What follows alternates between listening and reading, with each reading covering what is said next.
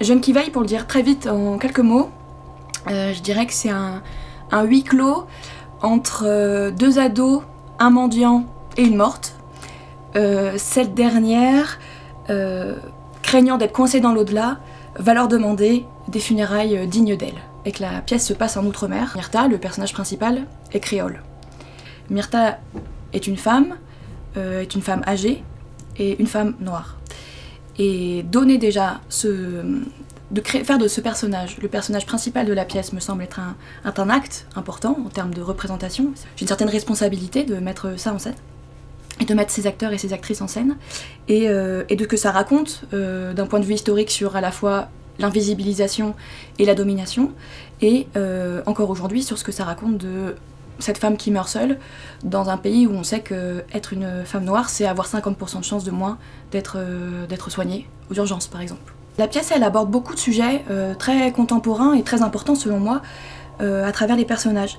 La question de l'exclusion, de la solitude, de la précarité, qu'elle soit économique ou qu'elle soit même identitaire.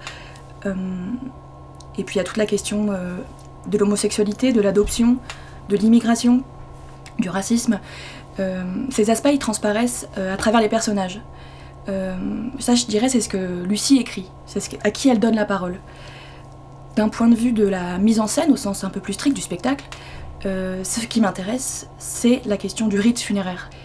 Et il me semble important d'aller chercher, notamment dans les cultures afro-descendantes, dont sont issues Myrtha et Mathilda dans la pièce, le rapport au rite funéraire qui persiste encore aujourd'hui en France métropolitaine et notamment ultramarine en fait. J'ai dû, pas toute seule, mais organiser des obsèques qui étaient complètement inédites pour les professionnels du funéraire. Il a fallu tout inventer ensemble, quoi.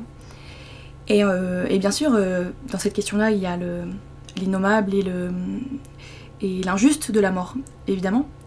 Mais très étonnamment, il ressort aussi toute la beauté, l'amitié et la joie d'être vivant.